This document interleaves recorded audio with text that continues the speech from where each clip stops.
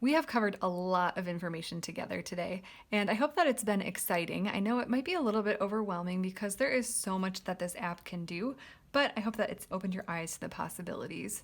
So I want to close with some common obstacles that beginner letterers often face, some things that might come up for you that I just want to help you solve to save you from some of the frustration, because some of these things are just not very obvious of how to fix them. So I'm going to share some non-obvious tips that I've figured out over the years to save you from frustration.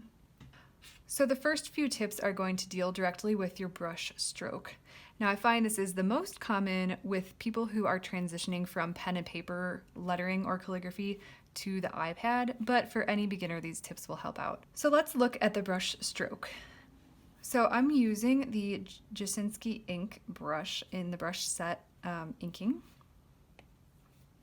Now, when you draw with your brush, because Procreate is so sensitive, if you're drawing something curved, then you can get a little bit of shakiness in your stroke. I mentioned this earlier, but just to revisit this, you can adjust the streamline of your brush to help smooth things out. So to do this, and this is true for any brush, tap into your brush, go to stabilization, and increase the amount.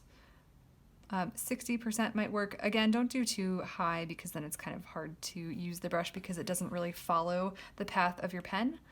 But something around 60% is usually pretty good for keeping your strokes close to how you're drawing them, but just smoothing them out a little bit to help save you from that frustration. So just a note on stabilization though, if you're going to stabilize a brush and then try writing with it in your normal handwriting, you can see this is not really following my normal handwriting. So something like a pencil, like a sketching brush, is going to follow your regular handwriting more closely because this doesn't have any stabilization built into it. Okay, so I just wanted to point that out.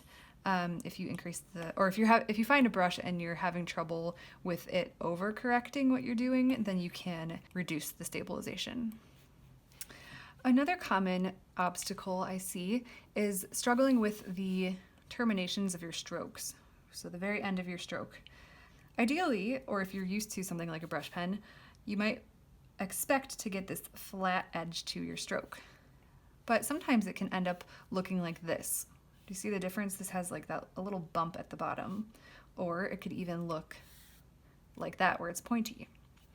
So the way that you can get a flat stroke at the bottom here is by pausing for just an extra moment before you lift your pen off the screen, and then when you lift it, try to lift it either straight up or back into the stroke, because if you lift it down away from it, you might get that little point. So just having that extra moment before you lift instead of kind of lifting as you go will give you that flat stroke. And then similarly at the beginning of your stroke, if you just wait a second before, not even a second, just like a moment before dragging down, so that you can avoid getting a stroke like that. Now, if you're going for something like that, then of course you do want to use gradual pressure. But if you're frustrated by not getting that flat top or flat bottom, just add an extra moment of pause.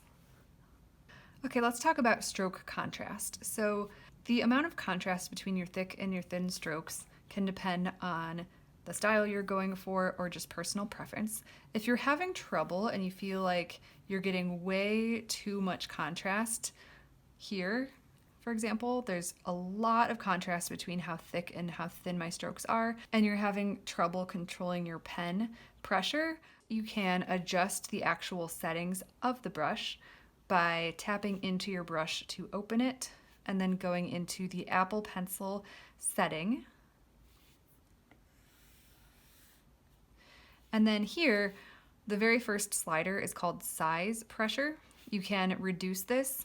So this is basically saying how much difference there is between thick and thin strokes. So if you put this down to 0%, that means no matter how hard or how light you press, I'm pressing hard, I'm pressing light, the strokes will be the same width or zero variation between the thickness. So increasing this to max is going to be a huge difference. So if you don't want that huge difference, you can decrease this size closer to 50 or 60% and then choose done. I used similar pressure as I did in this example, but because I changed the brush settings, I have less contrast. So if that feels like something you want to do with your brushes, maybe write down that tip. And if you ever want to reset a brush back to its original settings, you can, if you're using a default Procreate brush, you can swipe it to the left and choose Reset, and that will reset it back to its original settings.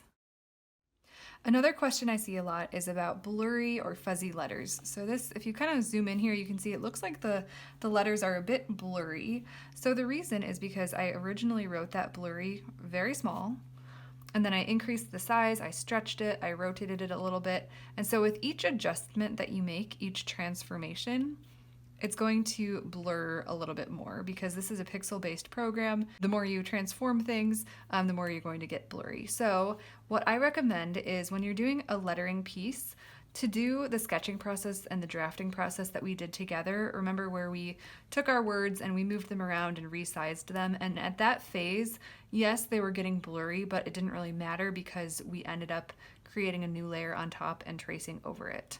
So the time to resize things is before your final iteration of it. And then, let's say I want it to be this big instead of tiny.